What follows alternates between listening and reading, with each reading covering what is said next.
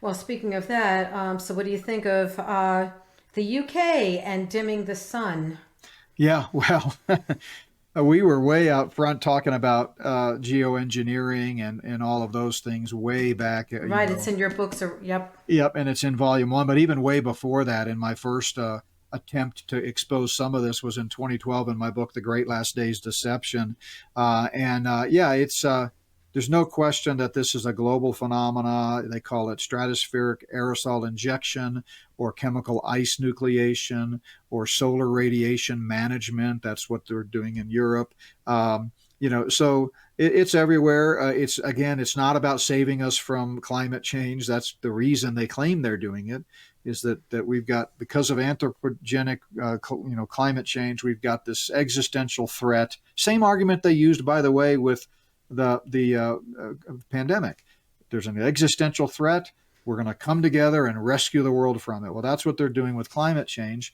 But as I've said already several times on the program, it's never about what it's about. So, yeah, they're not just dimming the sun. I think there's something far worse going on. Yeah, well, they always create a boogeyman that we have to fight. But there was something I just found, Dr. Hickson, and you may know about this, but and again, in your books, you talk about the geoengineering. But a lot of people have been showing pictures on X of what the, I mean, our skies look pretty, you know, dim.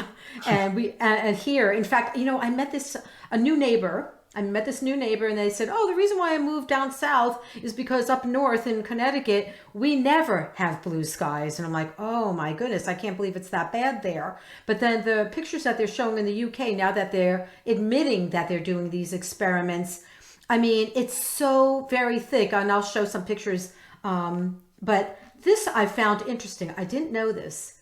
They said this technology, it was found in the 1920s. In the 1920s, tests were done by US Navy and Air Force. So can you imagine, this is like 100 years old, that they knew how to do this with airplanes putting out smoke from titanium dioxide, which causes cancer, respiratory problems, DNA damage, and aerosol hydrochloride acid, which causes cardiovascular symptoms, and they were using it against their enemies. So here they knew they had this technology 100 years ago.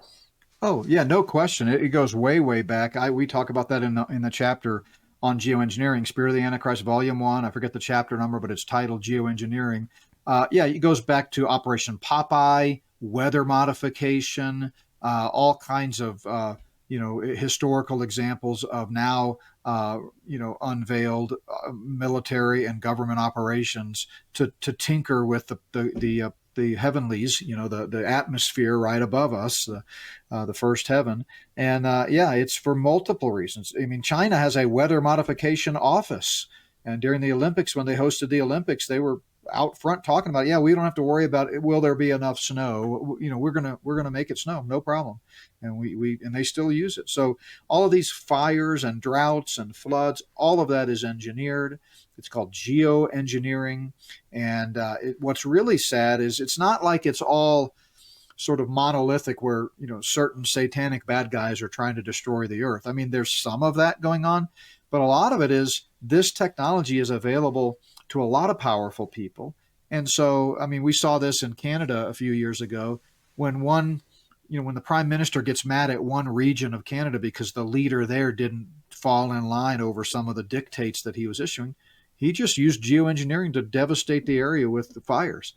They'll start fires, they'll start droughts. That's why we've had so many, unprecedented things happen.